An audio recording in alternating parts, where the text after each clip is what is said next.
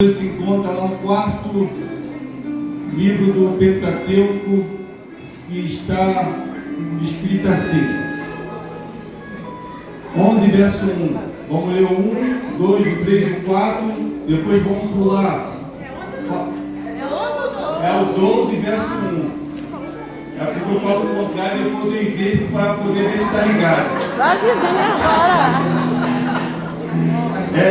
Vamos lá, número capítulo 12, do verso 1, ou verso 1 do capítulo 12 de Números. Diz assim: E falou Miriam e Arão contra Moisés, por causa da mulher coxita que tomara, e por quanto tinha tomado a mulher coxita.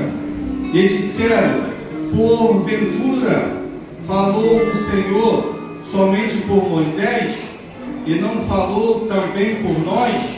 O Senhor viu, e era um varão Moisés, muito manso, mais do que todos os homens que havia sobre a terra. O verso de número 10 agora. E as nuvens se desviou sobre a tenda. Eis que Miriam era leprosa como uma neve, e os olhos de Arão olhou para Miriam, e eis que era leprosa. E pelo que Arão disse a Moisés: Ah, Senhor meu, ora, não me põe sobre nós esse pecado, que fizemos loucamente com que havemos pecado. Ora, não seja ela uma morta como saindo do ventre da sua mãe, e tendo a metade da sua carne já consumida. E clamou Moisés ao Senhor, dizendo: Ó Deus, rogo-te que cures. E disse o Senhor a Moisés: O seu pai cuspisse em seu rosto, não seria uma vergonha? E 7 dias está fechado, esse dia ficará fora do arraial, e depois recolherá e voltará. O verso-chave é o verso de número 13, que diz assim: E clamou, pois, o Senhor Deus, e rogou-te que curasse Miriam. Então pode se assentar, glorificando, exaltando, bendizendo e enaltecendo o nome do Senhor na beleza da sua santidade. É bem possível, é provável, pressuponho que talvez haja vista que a esposa de Moisés, o libertador, o legislador, o profeta, a qual Deus escolheu para libertar o povo, cuja a sua esposa, chamada Zípora, ela tivesse morrido. Haja vista que Moisés, o mesmo, ele se decidira até mesmo se casar com outra mulher, a mulher coxita. E a Bíblia vai dizer, o texto sagrado, a qual nós lemos e relemos, vai falar que Miriam e Arão ali contra-atacaram, falaram contra Moisés. Eles não falaram a favor, eles não trouxeram uma palavra adocicada, eles não trouxeram uma palavra de consolo, eles não trouxeram uma palavra de alívio. Eles atacaram Moisés, eles até mesmo fizeram objeção, eles até mesmo combateram, afrontaram, discordaram, eles até mesmo não queriam saber e começaram a combater contra Moisés. Espera um pouco, só um minuto. Moisés até mesmo não era irmão e irmã até mesmo de Miriam e Arão, ou Miriam e Arão não era irmão de Moisés. Haja vista que esses irmãos que até mesmo fizeram algo contra Moisés. Não estamos falando de fulano, bertano ou de cicrano, alguém que ele encontrou até mesmo na fila da padaria, no pão de 8 horas da manhã ou no pão da tarde, não é alguém que ele encontrou na fila, até mesmo na carne, esperando a promoção da alcatra,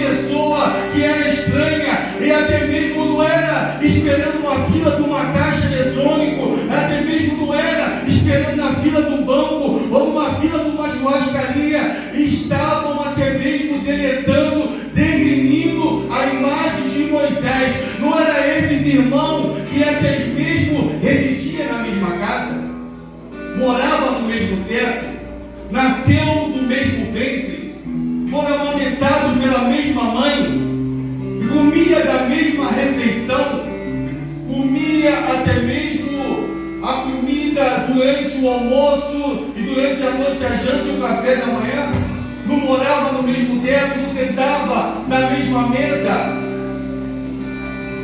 lavava o rosto na mesma pia,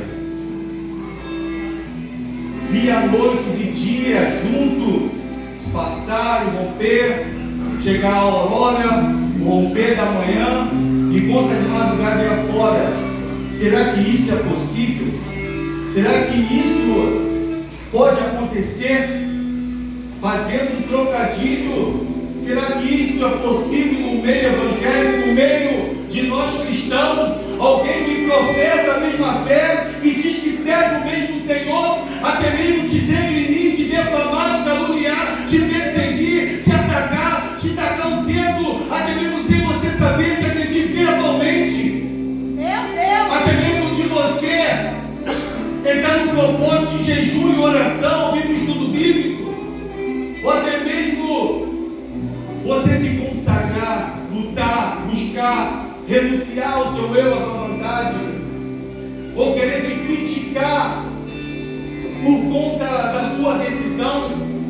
Será que isso acontece no meio evangélico? Aqui na Itu que não acontece, talvez em outros lugares sim. Será que é possível quando o culto acaba, alguns irmãos fazem até mesmo uma campanha, até mesmo para murmurar, para sussurrar, para ruivar, para atacar até mesmo o irmão, a irmã, para atacar o ministério, para atacar o pastoreado, para atacar alguma coisa que discorda, até mesmo.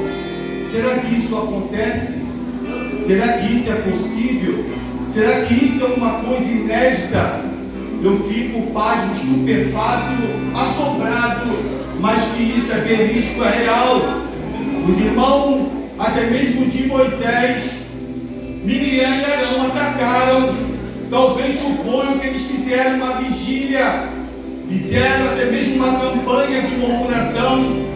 Muitos fazem uma campanha em prol de uma busca de uma cura, do renovo, de uma transformação, de uma purificação, de uma libertação, pedindo em prol de uma porta de emprego, uma cura, pedindo que o Senhor venha tirar algo de si. Mas o texto vai dizer que eles atacaram, eles foram contra, eles não foram a favor, eles começaram a passar, suponho, pressuponho, conjecturando eu, que eles começaram a relutar pela escolha, a decisão de Moisés. Talvez pessoas, elas vão te desapreciar, elas vão te criticar, elas vão te degrinir, elas vão te atacar, porque você não quer pecar mais, porque você não quer falar mais, até mesmo das coisas dos outros, e até mesmo não quer fazer a vontade da carne.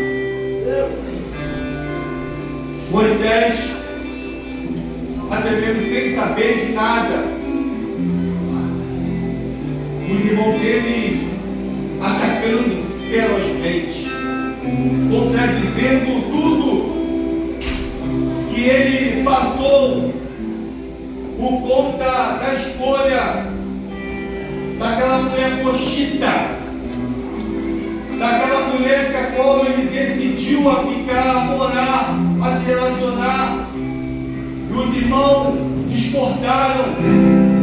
E Moisés foi mal interpretado e mal compreendido.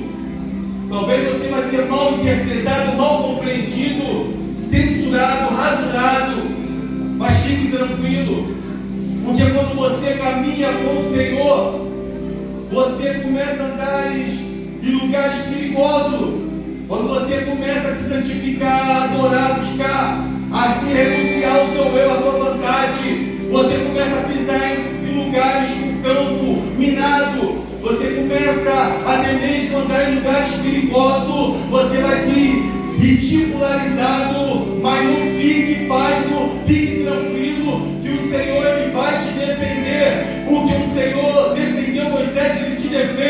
é Ele que te justifica, é Ele que é teu amparo, Ele que é teu libertador, é Ele que é o teu guia, Ele é a tua luz. Quando você anda com o Senhor, você fica tranquilo, mesmo passando por lugares perigosos.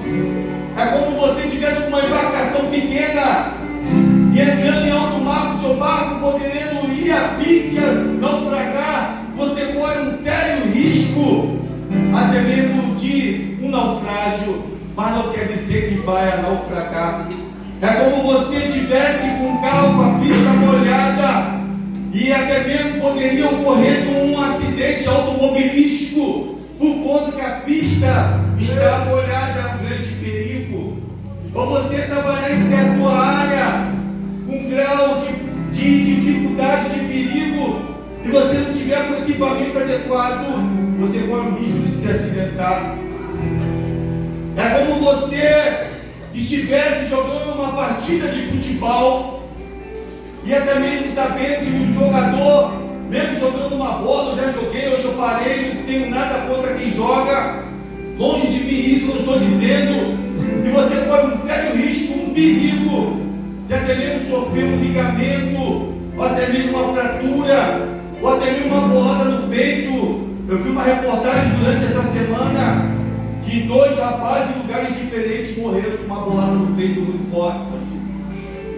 Você sabe que pode acontecer, mas não quer dizer que você pode acontecer contigo.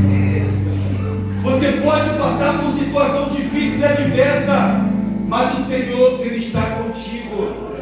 A questão é, voltando para o texto sagrado, muitos compreendem mal essa história, algumas pessoas, nem todas, porque o Senhor, até mesmo Moisés, tinha decidido casar com uma mulher coxita, uma mulher que não era do arraial, não era israelita, não fazia parte do aprisco, e por conta disso, alguns entendem que por conta que as mulheres, até mesmo estrangeiras, as mulheres cananeias, coisa que essa mulher não era uma mulher coxita, e por conta disso, Deus não botou nada especificamente acerca da mulher coxita.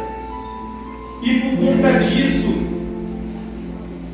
Deus vendo que a situação, que por conta daquilo que estava passando, Moisés, ele o defendeu. Deus o amparou, Deus guardou. E Deus ouviu. Quando Miriam e Arão falaram, ué, Deus só fala com Moisés, nós não somos autoridade aqui não. Deus só usa o fulano, Bertano, o pastor Cicrano, as irmãs, os irmãos, não me usa também. A questão é, a pergunta que não quer calar, que perturba a alma e aquieta o coração. Eles acharam o direito de que Moisés teria que passar tudo para eles antes de tomar uma decisão. E por conta que Moisés ele não tomou a decisão, pedindo a opinião deles, a consulta deles, eles ficaram raivosos. Meu Deus. Eles ficaram com raiva. Ali foi um problema ocasionado por causa que Moisés decidiu morar e se casar com essa mulher. O que eu quero dizer é que muitas das vezes você decide até mesmo orar, buscar, clamar, você decide fielmente a presença do Senhor para a sua vida. E muitos vão dizer, não, você está indo para o culto demais, você está orando demais, você talvez troca o móvel da tua casa, eu te falar, essa cor não ficou legal, a tua roupa não está legal. Muitas pessoas querem dar palpite, onde não é chamado. Muitas pessoas vão falar, aquele cara não falou, não prega bem, não louva bem, não toca bem, não é ridicularizando. A questão que Moisés não consultou Miriam e Arão, e eles se achavam pessoa-chave, peça indispensável, achavam que era peculiar em toda decisão, escolha que eles teriam que estar junto com Moisés para tomar. Mas Moisés tinha como consultor o Senhor. Moisés já consultou o seu pastor. Quando você tem alguém que te dá conselho do céu, você não aceita certo tipo de conselho que não está alinhado com os propósitos de Deus. Deus ali ouviu, escutou, e ali Deus mandou atentamente eles se deslocar da tenda, eles sair daquele lugar. Eu até escuto o silêncio da audiência, eu até escuto lá no texto o Senhor chamando, ouvindo, porque os olhos do Senhor são como uma chama de fogo, contempla tudo e a todos. Os olhos do Senhor estão em todo lugar. Deus não precisa examinar muito o homem para que entre em juízo com ele. Deus observa e nota, e chama eles para um acerto de contas, chama eles para o tribunal, chama eles, vai comparecer lá no meu escritório. Imagine eu que eles, até mesmo como Moisés, não tinha nada a perder. Para Moisés conversar e se relacionar com Deus era uma coisa para ele muito boa e prazerosa. Mas para quem estava em falta, Miriam e Arão, ele sabia que a chapa ia esquentar, que ia engrossar o caldo, que as coisas ia botar tudo em prato limpo, porque o Senhor ouviu, o Senhor escutou. O Senhor estava atento. Imagine você, imagine eu, primeiro falando de mim, quando aconteceu de o meu pai ser chamado diversas vezes no colégio. Imagine você também, se você talvez não seja, ou tu lembra que quando tu era jovem ou criança, alguma vez teus pais foram na escola porque você aprontou, aqui o primeiro. E quando falava teu pai tem que comparecer, eu ficava tremendo, eu queria esconder minha cara, se esconder, pastor, de qualquer maneira, porque eu sabia que lá vinha a chicotada, eu sabia que lá vinha a disciplina. Você imagine você, e você fosse chamado teu pai na escola, ou você tivesse que comparecer o RH, ou imagine você se o pastor te chamasse lá no gabinete, e depois do culto eu quero falar contigo. Como a tua perna fica bamba, o que eu fiz? O que aconteceu? Imagine você na presença do Senhor te chamar para uma audiência. Eita. Chamar para uma conversa particular. Entre uma fofoca, em toda fofoca há um fofoqueiro e um ouvinte.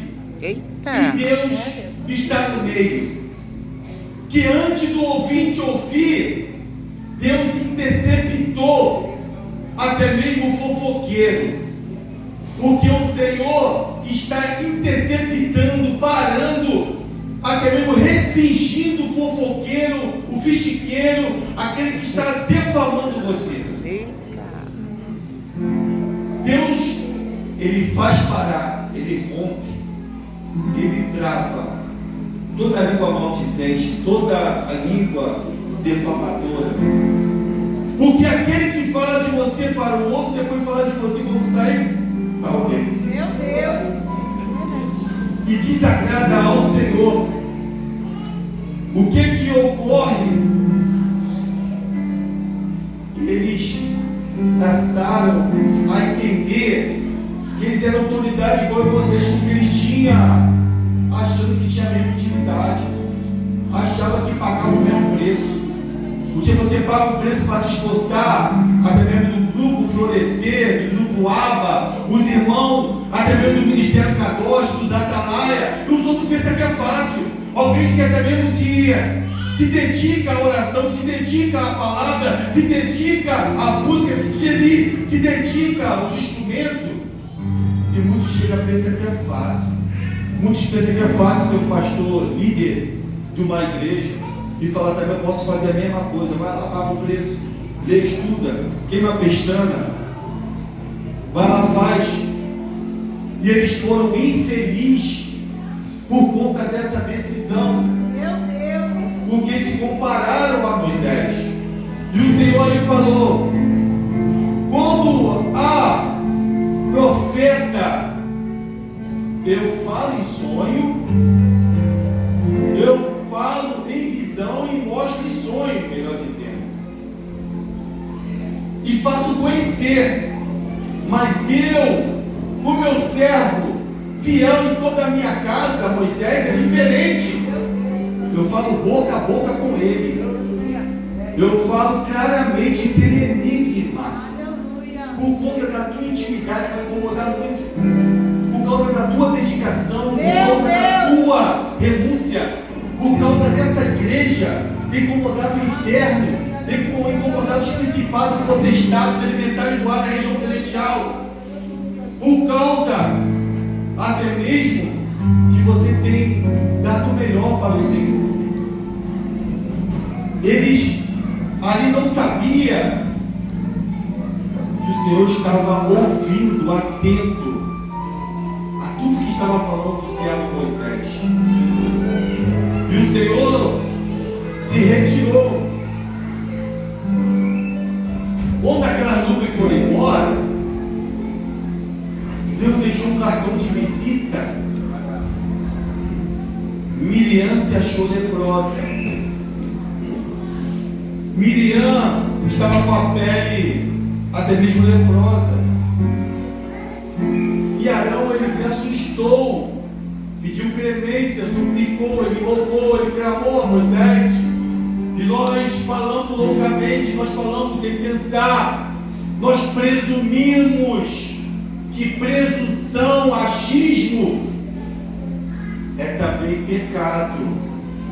Tome cuidado quando for falar dessa igreja. Tome cuidado quando tu for falar do teu pastor. Tome cuidado quando tu for falar do teu irmão. Tome cuidado quando tu falar do irmão que toca, que louva, que prega, da roupa, da vestimenta, da casa, do esposo, da esposa, do filho, ou da família que não está completa na presença do Senhor. Tome cuidado que o Senhor está ouvindo, o Senhor está atento, e você pode deixar até mesmo de receber muitas bênçãos do Senhor. Aquela mulher, ela foi restrita, ela foi tirada do convívio, ela foi tirada diante daquele povo, Diácono Anderson, e ficou fora do arraial por conta da sua língua, que não vigiou, porque ela não se controlou. Ela achou que era igual a Moisés. O irmão também, mas o irmão conseguiu ainda se redimir a tempo e pediu perdão e suplicou pela irmã. E o Senhor falou: se porventura o seu pai cuspisse no seu rosto, não seria vergonhoso? Então, por conta disso, você vai ficar 7 dias fora do arraial, vai ficar excluída, vai ficar até mesmo desabilitada, e vai ficar todo mundo esperando até você voltar e se reentregar até mesmo o arraial. Muitas das vezes, por conta que nós não vigiamos, a gente às vezes retardamos as coisas de acontecer em nossas vidas. Muitas vezes ocorre que as pessoas têm que esperar um tempo por conta daquilo que nós não vigiamos. Verdade. Moisés, mesmo sendo um homem manso, humilde, reto, íntegro, que o próprio Deus dá testemunho dele, ele não deixa seu coração azedar. Ele não deixa o seu coração azedar, entrar em composição, em decomposição, por conta, sabendo que os seus irmãos estavam falando mal dele. Ele não deixa o seu coração ficar dilacerado. Ele não deixa o ódio dominar seu coração. Ele faz a total diferença. Ele roga até mesmo com Miriam e Arão, porque ele sabia que não resolveria nada o ódio. Porque se Moisés ele deixasse o ódio dominá-lo, é como ele estivesse numa masmorra, preso emocional. É como ele estivesse num calabouço.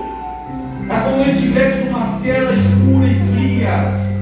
Quando você não perdoa, quando você não libera o perdão, você se encontra num calabouço, numa masmorra, até mesmo numa cela fria, numa solitária. Quando você não perdoa, você até mesmo não tem paz. Quando você não perdoa, você não tem alegria, você não tem sossego, você não tem tranquilidade. Moisés sabia que não perdoasse os seus irmãos, ele não ia ter paz, ele não ia ter alegria, ele não ia ter comunhão, ele não ia ter gozo, ele não ia ter prazer, porque não adianta eu dizer que eu amo da boca para fora, mas se você não faz parte do corpo de Cristo, você tem que me aturar, eu tenho que te aturar. Nós temos que viver em comunhão, nós temos que viver na santa paz do Senhor que excede todo entendimento. Moisés sabia que ele não perdoasse, ele ia estar doente, emocionalmente, fisicamente, espiritualmente. Moisés sabia que ia ficar desmilinguido, enfraquecido, anêmico, apático, sem força, desanimado, frustrado. Sabe o que eu entendo? Quando nós não perdoa, nós ficamos doentes, nós ficamos apáticos, desanimado, frustrado, estarrecido, estupefato, perplexo. Nós ficamos sem força para caminhar a caminhada que nos foi proposta. É como você querer se dar veneno para alguém e você desfrutasse e bebesse do próprio veneno que você querer se dar para alguém. É como aquele ditado, um trocadilho: o feitiço caiu no próprio feiticeiro. É quando você não perdoa. É como você fosse acusado pelos flageladores da alma. A sua própria consciência não te deixa dormir. A sua própria consciência não te deixa em paz. Você não consegue dormir o sono do justo. Você sabia que ia ter que conviver com os irmãos. Imagina eu sentado do teu lado, tomar ceia contigo. Eu não poder te abraçar, eu não poder te olhar nos olhos, eu não poder dizer que eu te amo, não poder botar uma pedra em cima. Moisés sabia, se ele não perdoasse os seus irmãos, é como ele até mesmo fosse chicoteado pela sua própria consciência. É como pegasse a razorrague do tirano, do bárbaro, e tacasse nas costas da consciência. É como você caísse no calabouço, no penhasco, no precipício. Moisés preferiu perdoar. Moisés preferiu amar, dar uma segunda chance. Quem não perdoa não pode ser perdoado. Quem não perdoa, ele não pode orar, ele não pode louvar, ele não pode tocar, ele não pode dizer que ele ama, porque ele não perdoa de fato, de verdade. Eu sou testemunho ocular e prego do aquilo que eu vivenciei. Certa ocasião, há muito tempos atrás, eu estava a saída do presídio Piragibe e uma prima minha, não vou dizer o nome, e nem a Verônica deve estar aqui, longe de mim falar isso. Ela falou para mim: sua mãe morreu por causa de você. Essa minha prima, a Antiete falou o nome dela. Eu amo ela, eu trato ela bem, falo com ela até hoje. Isso é perdoar. Nada mudou. Nada mudou. Perdoar. Certa feita eu estava namorando com a Verônica, no começo do namoro, há quase 25 anos atrás. Depois eu vou lembrar quantos dias são. Estava ali perto, no cantinho, onde tem aquele novo gigantão, e aquela avenida ali, eu ficava ali com a Verônica, trocando os amassos, e o dono da casa lá no fundo. Ele meteu a mão numa pistola e mandou sair rapidamente dali. A Verônica fica até meio constrangida quando eu falo, mas eu tenho que Irmão, é difícil. É difícil para mim. Foi difícil a minha vontade de matar aquele cara. Estava com esse pensamento. O inimigo me deu condição. Mas quando eu saí da cadeia, Deus me deu o pensamento de ter que perdoar. Aleluia. O cara, esse camarada, esse sujeito, esse abençoado, ele cruzou meu caminho diversas vezes e me trata bem. E dali morreu. Talvez ele possa lembrar tudo não. Mas perdoar é você lembrar da ferida, lembrar da cicatriz e não sentir dor. É você olhar dentro dos olhos, vai tudo bem. Aleluia. Certa vez uma mulher trabalhando na padaria. Sim, hoje é dia. A mulher era sem paz de espírito. Era tribulada, ela me perseguiu por causa de uma queixadinha. Ela parecia um general desse tamanhozinho. Tem nada contra quem é baixinha. A mulher me infernizou a noite toda, me castigava, ela foi. Até mesmo me humilhou, me fez chorar, me deu uma revolta. Mas eu vi ela no decorrer da caminhada, no outro dia, eu consegui olhar para aquela mulher e perdoar. Foi difícil, não é fácil quem perdoa e quem para quem libera o perdão. Não perdoar. Se Moisés deixasse o ódio, ele poderia ter fuzilado Miriam e Arão. Ele poderia até mesmo pagar o mal por mal, não orar pela vida deles. Mas o interessante é aqueles que te fazem mal, aqueles que falam mal de vocês vão parar na tua mão. Eita! E aí é onde você vai ver a diferença, sabe por quê? Você vai exercitar o perdão. Diga para o outro irmão lado, é a hora de nós exercitarmos o perdão. É a hora de nós exercitarmos o perdão. Não tem uma vida cristã sem exercitar o perdão. Não tem uma vida cristã, até mesmo de santidade e renúncia, se você não exercita o perdão, se você não perdoa, se você não abre o coração, porque quando você perdoa, parece que sai uma tonelada de peso do teu coração. Foi assim que eu me senti. Foi assim que eu me sinto. Porque quando você não perdoa, é como você tentar se prejudicar alguém e você mesmo é prejudicado. Quando você não perdoa, é tudo que você pensa que vai dar errado para aquela pessoa dar certo. É como o tio de Jacó, Labão, dava as ovelhas picadas sem valor, inferior para ele. E quanto mais dava, mais multiplicava e rendia. A pessoa fala para você, não vai dar certo. Aí Deus fala, vai dar certo. Quanto mais aquela que prejudicava José, ele passando no estágio de etapas em etapas, até cair, até revelar o sonho. Ele estava ajudando José. E José perdoou seus irmãos, como foi falado no começo. Como foi para edificar, a nossa diaconisa Andréa falou. Eu estava pensando nisso e Deus testificou através da palavra dela, na ministração. Jesus sabia que era um traidor, estava na mesa. Ele sabia que ele ia trair por 30 moedas de prata, mas mesmo assim perdoou. Isso é fazer a diferença. Vamos seguir o exemplo do nosso Senhor. Vamos exercitar o perdão. Irmão, os meus tataravós, os meus bisavós, os meus avós, os meus pais, eu não sou até mesmo perfeito, tanto da família Benedito, da família Pereira, meus avós, meus ancestrais, e logo eu também não vou ser perfeito, meus filhos não vão ser perfeitos, eu não tenho um casamento perfeito, não sou um perfeito, não existe igreja perfeita, mas o que temos que fazer é exercitar o perdão.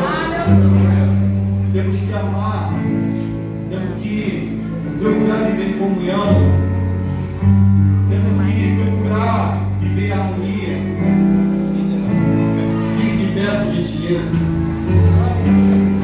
Quero te dizer, para finalizar, que o perdão ele é curador, o perdão é libertador, o perdão ele te traz paz, ele te traz alegria, ele te dá um renovo, ele te anima, ele te revigora, Ele te consola.